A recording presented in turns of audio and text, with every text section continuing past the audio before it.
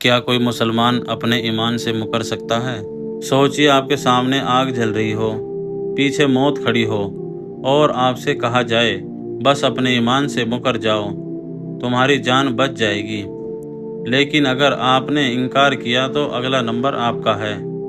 یہ کوئی فلمی کہانی نہیں ہے، بلکہ قرآن میں بیان کیا گیا ایک ایسا واقعہ ہے جسے سن کر آج بھی دل کانپ اٹھتا ہے۔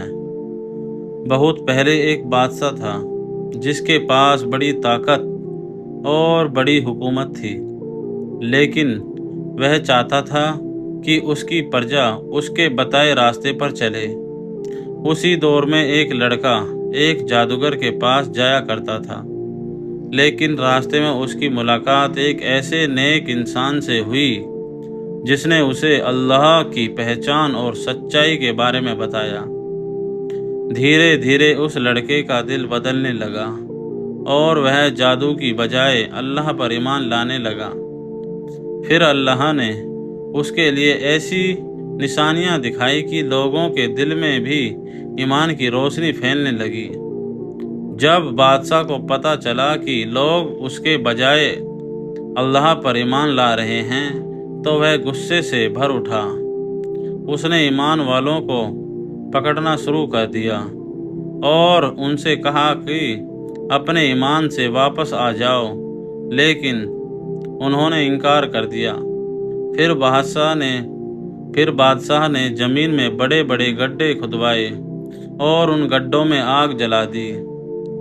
اب ان لوگوں کے سامنے دو راستے تھے، یا تو اپنے ایمان سے مکر جائیں اور اپنی جان بچا لیں، یا پھر آگ میں ڈال دیے جائیں۔ لیکن انہوں نے اپنا ایمان بیچنے سے انکار کر دیا۔ قرآن میں اللہ تعالیٰ بتاتا ہے کہ ان لوگوں سے صرف اس لیے بدلہ لیا گیا کیونکہ انہوں نے اس اللہ پر ایمان لایا تھا جو آسمانوں اور زمین کا مالک ہے۔ ذرا سوچئے، ان کا قصور کیا تھا؟ انہوں نے کسی کا مال نہیں چھینا تھا، کسی پر ظلم نہیں کیا تھا، کسی کا حق نہیں مارا تھا۔ ان کا جرم صرف اتنا تھا کہ انہوں نے کہا تھا اللہ ہمارا رب ہے۔ آگ ان کے سامنے تھی، لیکن ان کے دلوں میں ایمان اس سے بھی زیادہ مضبوط تھا۔ اللہ نے ان لوگوں کا واقعہ اس لیے سنایا تاکہ دنیا سمجھ سکے کہ ایمان کی قیمت کیا ہوتی ہے۔ آج ہمارے سامنے شاید ایسے آگ کے گڈھے نہیں ہیں، لیکن ہمارے سامنے بھی روز ایسی چھوٹی بڑی آزمائشیں آتی ہیں جہاں ہمیں فیصلہ کرنا پڑتا ہے کہ ہم لوگوں کو خوش کریں گے یا اپنے رب کو۔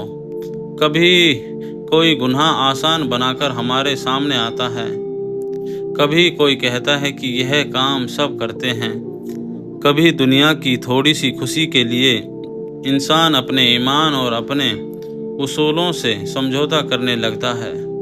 لیکن اصحاب حدود کی کہانی میں ہمیں یاد دلاتی ہے کہ دنیا کی زندگی چاہے کتنی بھی بڑی کیوں نہ ہو، آخر ایک دن ختم ہو جائے گی، جبکہ اللہ کے پاس ملنے والی زندگی ہمیشہ کی ہے۔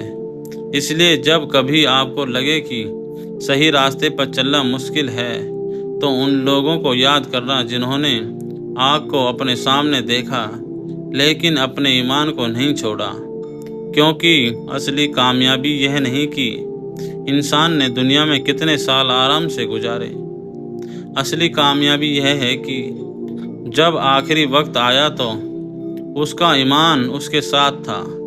لوگ آپ کی دولت بھول سکتے ہیں، آپ کی شہرت بھول سکتے ہیں، آپ کی باتیں بھول سکتے ہیں، لیکن اگر اپنے اللہ کے لیے کوئی صحیح فیصلہ کیا تو وہ فیصلہ اللہ کے پاس ویرتھ نہیں جاتا۔ اس لیے اپنے ایمان کو حفاظت کیجیے، چاہے حالات کتنے بھی مشکل کیوں نہ ہو، کیونکہ دنیا کی ہر چیز کھو کر بھی انسان دوبارہ پا سکتا ہے، لیکن اگر ایمان کھو دیا تو اس سے بڑا نقصان کوئی نہیں۔